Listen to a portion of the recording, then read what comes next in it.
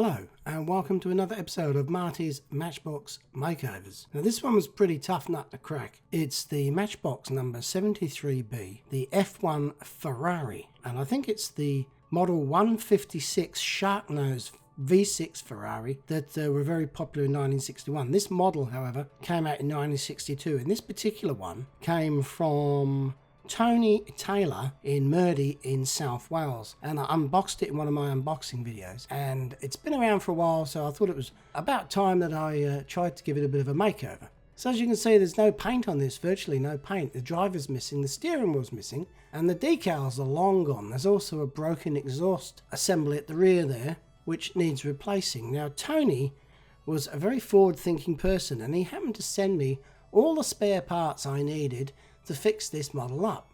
So for example, here is a reproduction driver. It's a little bit rough, it's cast in some white metal there, and I'm going to clean this up and use it.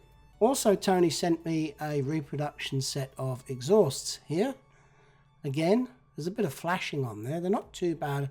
Overall they're good, but they still need a little bit of TLC there to bring them up to scratch. And not only the driver and the exhaust, but also a replacement steering wheel.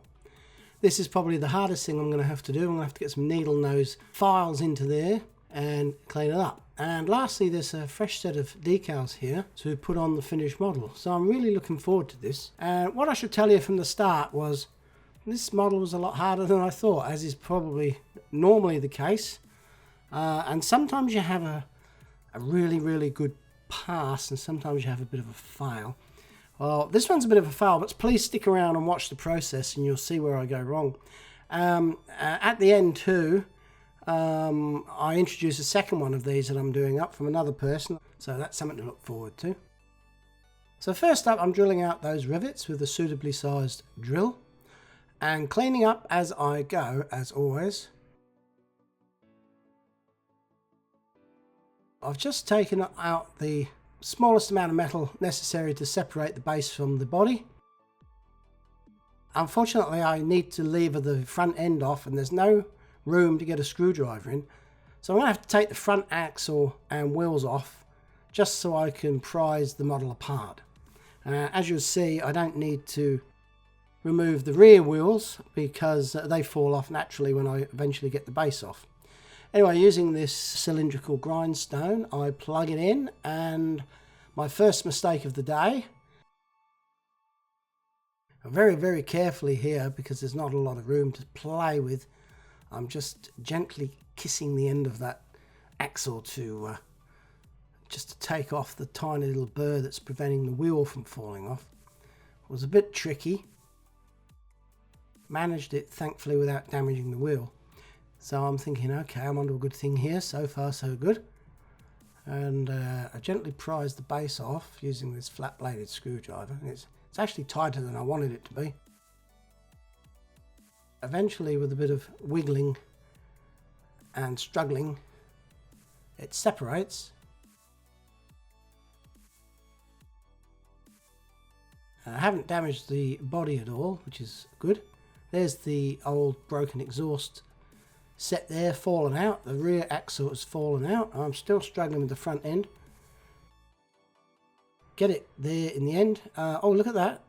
This was a surprise. This is what's left of the steering wheel, and I'm looking at it. I'm curious how it's attached, and it's really quite weird. It's like a ball in a socket. And I guess as a toy you could actually rotate the steering wheel. It wouldn't move the wheels, but it looks like the steering wheel would have been able to be turned because of the unusual way it's fastened to the model there in like a little cup. So something I've never seen before, and I've only now noticed that bulge underneath and realised what it was. And surprisingly good grip. I mean, it's been in there for 50 plus years, but I pull it out and there's a close-up of it. It's sort of an interesting thing. Like I said, I've never seen it before. It's great, the things you discover when you pull these things apart, how Matchbox made these models. So this is the rear axle, which I'm leaving in one assembly. There's really not many parts to this model, as you can see. The wheels, I'm going to take the tyres off. Before I do that, I've got to feed the cat. It's early in the morning and he's pestering me, so that's Marty. He's fed and out the way. Now time to boil the kettle so I can soften the tyres and make it a little bit easier to get them off those rims, those spoked rims. So I'm just setting myself up in the kitchen. There's the parts. I've got some tweezers to remove them from the boiling water. Don't want to scald my fingertips.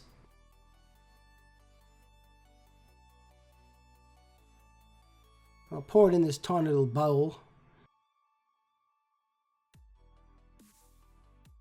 and drop the tyres in and allow a bit of time for them to heat up and soften. They're very rigid plastic, these tyres. The actual hubs are real metal, and I did try and pull these off, but they were very, very tight. So I've opted for this technique of putting them in the hot water, and it makes it so much easier to take those tyres off. And you don't run the risk of splitting them or damaging. See that just fell off with very light finger pressure. Now this time, another mistake I made was I pushed the tyre off into the middle of the assembly, whereas I should have pushed it off the end. So I had to sort of heat it up and redo it to get it off it was on the wrong side of the hub, if you know what I mean. It was suspended in the middle there. So here's a close-up of those. I'm going to bung these in the ultrasonic cleaner and clean up those intricate little spoked hubs where there's a little bit of grime collected in there. It's a microscopic area, and this ultrasonic cleaner is hopefully going to make them really clean, probably where you couldn't get in with a toothbrush or anything. So I used the special cleaning solution, a circuit board cleaning solution. Don't know if there's any other better options. Let me know if you're aware of anything that may be more suitable for cleaning metal parts. And I set it up for 10 minutes, and you can already see it's just started and there's muck coming off those wheels. So keeping everything together, that sticker, by the way, is unboxing 29. That's where I went to find out who sent this to me. So that's how I know. At the moment, I'm in the habit of putting the package number on the base on a little sticker, and then I keep a record in a book. That makes it a lot easier to give credit where credit is due to people who have contributed to this channel. Now, my mobile phone is what I use to take photographs and video footage, and it's got a touch screen, so I cut the end of what I thought was the little finger of these gloves off so I could use my little finger to use the camera, but I got it wrong. I mean, it was the thumb, though it's totally useless. Now I've exposed my thumb to possibly getting a chemical burn off of this poly stripper paint stripper, which is a very potent chemical, and it makes really short work of the paint. It's one of my favorite products. I use it more often, not on 90% of the models I do, I would have to say. So I'm a little bit more careful these days. Don't want to get it on my fingers. I've done it before. It does burn a little bit caustic. So the ultrasonic cleaner has finished. So whilst those other parts there, the paint is softening and bubbling up, I retrieve the wheel hubs out of the solution and see if they look any better. Put them in this little tub with some offcuts of tissue in there, just to drain the solution into, so it keeps everywhere clean. I do like a clean workbench if possible. A clean workbench is an efficient and safe workbench. There you go. Somebody suggested I could reuse this cleaning solution if I filtered it. It would last longer. So I'm giving that a shot. For the first time ever I'm showing you here, I'm using a coffee filter for a drip coffee percolator setup. I'm just putting it in these disposable plastic cups.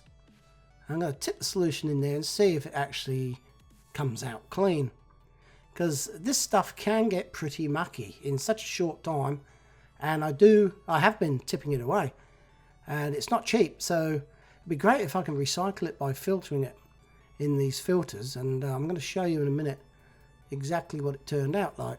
So there's a close-up. You can see it's filtering away, pouring out of the bottom of the filter, and hopefully all the contaminants that have been removed from the wheels are remaining in the filter. So that took about 10 minutes to drain fully. It slowed down as the depth got shallower. Here's a comparison. On the right is pure clean solution unused. On the left is the filtered stuff. I think I can see a slight difference there, but it's got to be better, I'm sure. So I blended it with the new stuff, and it should make it go a little bit further.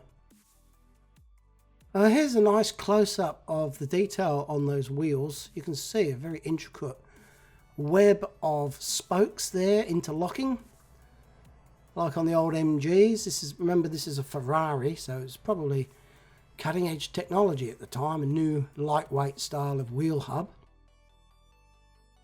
So I've taken the paint off these, and I'm going to use my little Dremel here with a wire wheel to take the metal down and shine it up and remove minor imperfections. Now I'm changing the brush because the other one, you could see it was like used that much. It was basically just a solid circle. Somebody suggested putting some super glue around the ends of the wire brush fibers to prevent them coming off, because I have had them stick into my face, my hand and my feet many times. So I'm trying something new there to try and reduce the amount of fibers that fly off the wheels. Important to wear goggles, safety goggles, when you do this. Anyway, I just start, and instantly I'm thinking, hang on, this brush seems way too brutal for this job that I'm trying to do. All I want to do is buff the surface up. So I don't know whether it's because of the addition of the super glue or whether it's genuinely a harder brush, but I decide not to use it in the end, and I resort to this conical brush. I don't know quite what you call it, but I've done half the model there, so you can see a comparison. The back end's been shined up and the front hasn't. So it takes off all that sort of dullness of the metal and prepares it for painting. Here's a close-up of the base, and guess what? I was walking around in socks and I got a damn fibre in my toe. So there's a close-up of that, and that's exactly what I was talking about before. Anyway, after going over it with the wire brush, I used this bronze wool from Sheen in the USA, and it's a great thing because it's like steel wool's quite aggressive, but this bronze wool is a lot softer and kinder, if you will, to the metal, and it gives it a beautiful, shiny, polished finish. Now, looking at this, I noticed that when I forced the base off with that screwdriver, I did impart a tiny little kink in the base, and I know it's going to be harder to get on because of it. So I'm just going to knock that straight so it doesn't give me any grief later on. There's a close-up. You couldn't quite see it in the video, so I took a photo of it. And to straighten it up, I'm just going to bash it on my vise with a punch. And I'm just putting a bit of paper tape there so it's not as slippery, and it'll also help to reduce any damage to the underside of the base, because the paper's a little bit softer than the metal. You know, I know it's only one layer, but it makes a difference. So I just give that a couple of strikes, and maybe a couple more, and that's that little kink removed. So I've got the green light to continue. Now with the bases, these days, more often than not, I paint them with this pressure pack. It's satin black, and it's from the $2 shop. It's a great option. It means I don't have to clean my airbrush every time I do a base, because the base only takes a minute less than to paint. And before I do that, however, I've taken to using an alcohol bath to get any grease, because I've been handling this model continuously since I pulled it apart. It's probably got some of the grease on it from my fingers, and in the past I've been caught out where you go to paint it and it doesn't work out too well. You end up with a little area that maybe if you'd cleaned it, it would have been better. So yeah, if you can get the alcohol, don't drink it though. It's not meant for drinking. It's not even for medicinal purposes either. It's for cleansing, and it's quite good at degreasing. Now that's wet coat. It dries a lot neater than that, and if I remember, I'll show you in a minute what it looks like after it's dried. So to put the base on, I use these tiny little screws. They're 3M screws, like MMM, in case you can't remember what they're called. They're also hex key domed headed or something they're called. You can look them up on eBay, buy them in packs of 100. So you have to tap a thread in here, as we've probably all seen before. I'm a bit worried going through this one and coming out the other side. So I've got this heat shrink that I had in my shed, in my electrical repair kit. And I've cut a little sleeve off. It's just a rubber sleeve. And I slide it on the drill and set the tip of the drill to the depth that I want to drill to. Double check it. So I don't want to go any deeper than that. And then I heat the heat shrink up, and as its name suggests, when you heat it, it shrinks. And it's made for joining, covering soldered joins on when you join two pieces of wire together, for example.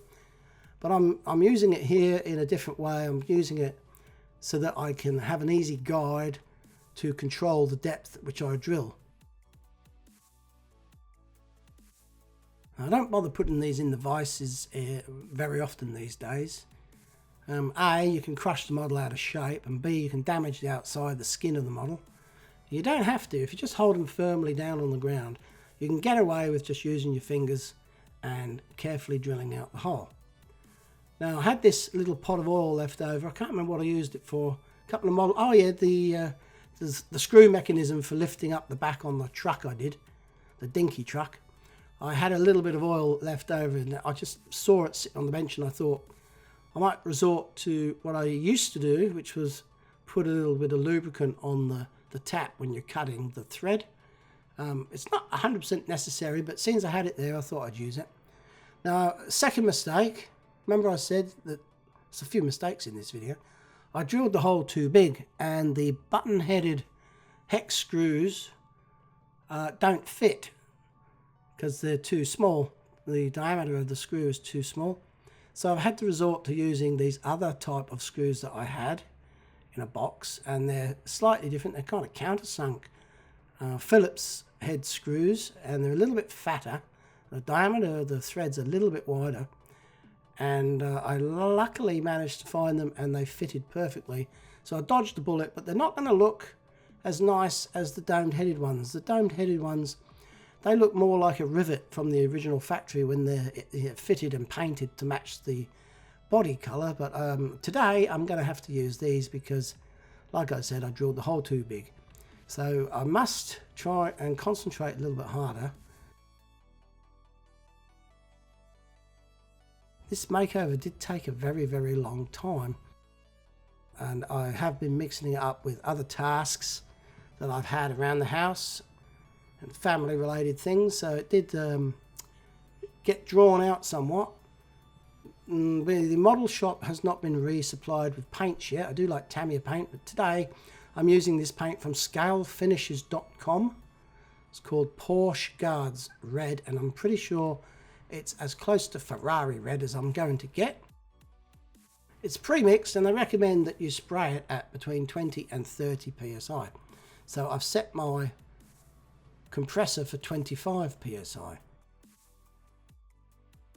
So I'm in the spray booth, and I must admit this paint is very, very, very watery. Generally I like my paint to be a little bit thicker, and you have to put on countless layers to build up the colour. I didn't use any primer, by the way, on this one. The grills on the back there are so fine, I thought that the primer could conceal the grill effect. So I've just gone with the raw paint, and it's a beautiful colour, and it looks extremely high gloss. It's enamel. So I'm happy with that, and moving on, it's time to tidy up these little metal bits. So I've got my smallest files out, and in all honesty, I need some smaller ones. I might have to invest in a set of jeweler's files, because these ones here, I'm just using the very tip of the smallest one I've got to get in between the spokes of the steering wheel there, and I'm actually resorting to using a dental tool to try and scrape some of the excess metal away without damaging the steering wheel. Very fiddly and time consuming as per normal. Looks alright though. I'm pretty pleased to see how that turned out with my rather rough files that I was using. This one here, the exhaust thing, I used a variety of metal files and emery boards to get rid of the seams of the casting there on the side of the exhaust muffler, and also a few other bits and pieces there. Sorry, I'm out of focus there slightly, but there you go. That looks as good as it's going to get. I'm really pleased with how that turned out. Now for the driver, he's got chunks of metal all over him. Looks like he's got leprosy or something, I don't know. So I'm having to clean him up as best I can. There's a little plug on his butt there, and that goes in a hole on the base. So I had to make that the right size, otherwise it wasn't going to fit in. So he sits there quite happy, look, and it doesn't look like he's going anywhere. Now I don't remember seeing that little bit of flashing on that steering wheel when I looked at it before, but it looked like there's a bit there I missed. I'm going to have to address that. But what I do is I paint the steering wheel with that liquid chrome Molotov liquid chrome ink, and it looks just like the original metal. Shiny metal that the original was. I also put a bit of that ink on these wheels to spruce them up a bit. It flows, it's very fine ink, it flows in amongst all those little nooks and crannies in the wheels and doesn't actually block them up. It goes on really nicely, it makes them look like they're chrome plated. So I'll put these tyres back on, as you can see. There, they look quite smart. Great close-up there from the Samsung S10 macro lens on the camera. It's got 3 cameras, that phone. It's got wide angle, it's got a medium range and a close-up. And it's one of the best things I've ever bought.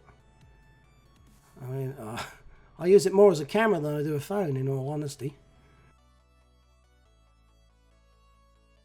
They're great bits of kit, aren't they? We live in good times, plenty of technology around us, which is always fun to play around with. So that's the rear axles done and tyres on, spin quite freely, look nice. The front one, I've got to burr the end over on that axle end, and I usually take them out to my shed, but because this axle was out of the model, I was fearful that I would bend it if I applied pressure with my drill press, so that's why I'm using a ball peen hammer.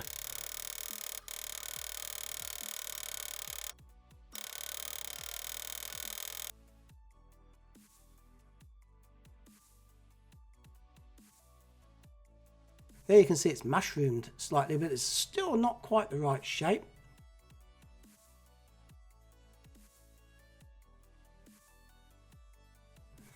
So just to polish it off and make it look a little bit more original, I use a battery drill with a nail punch in the chuck, and it kind of just rounds it off, just takes the edge off of it and makes it look like more like the original.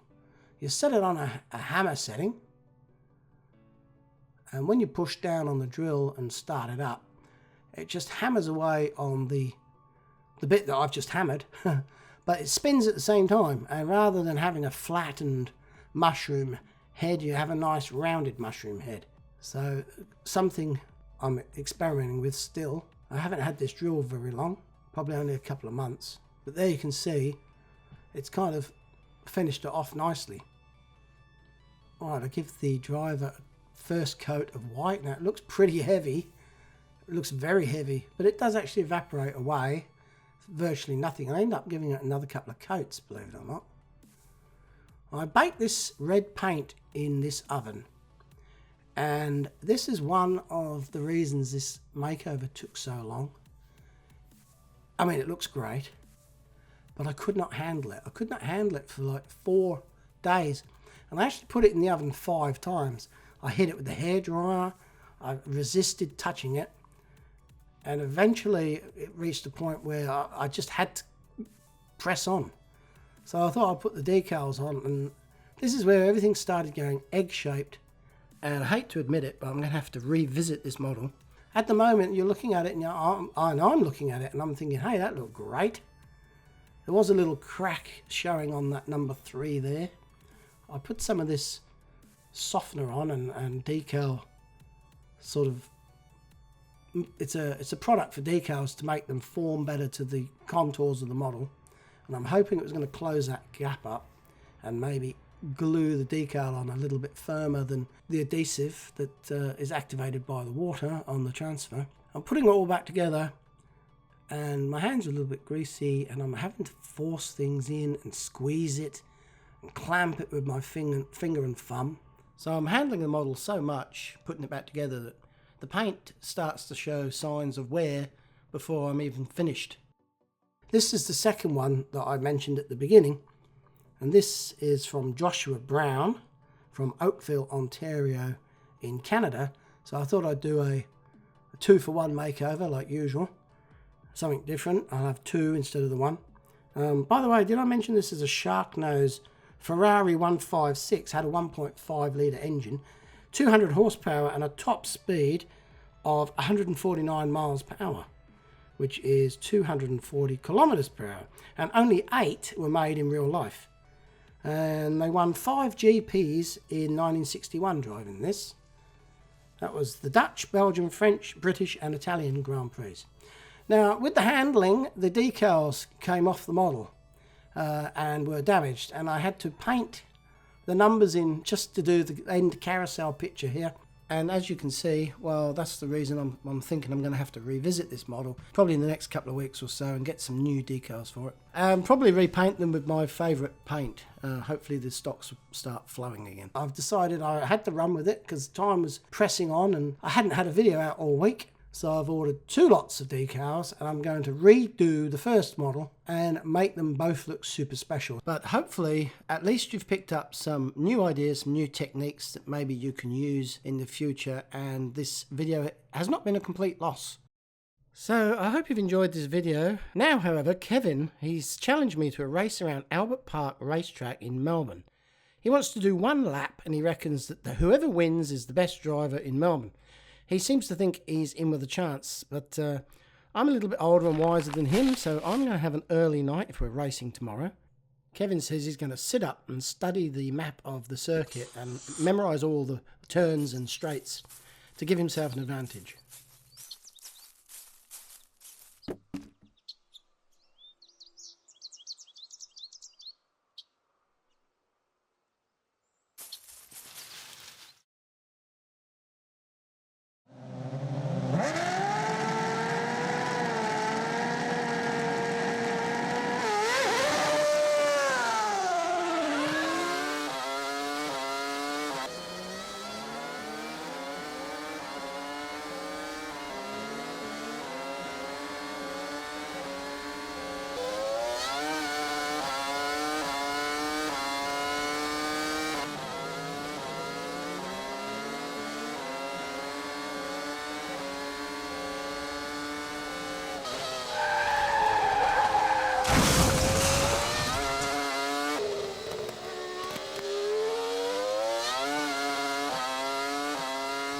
Kevin!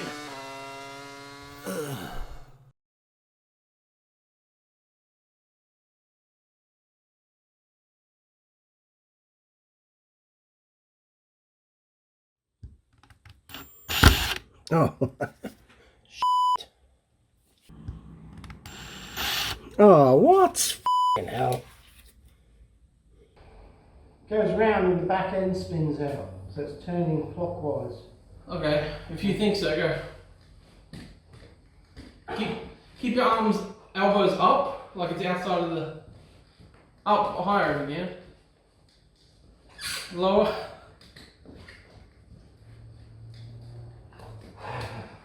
Okay. Oh, I feel sick.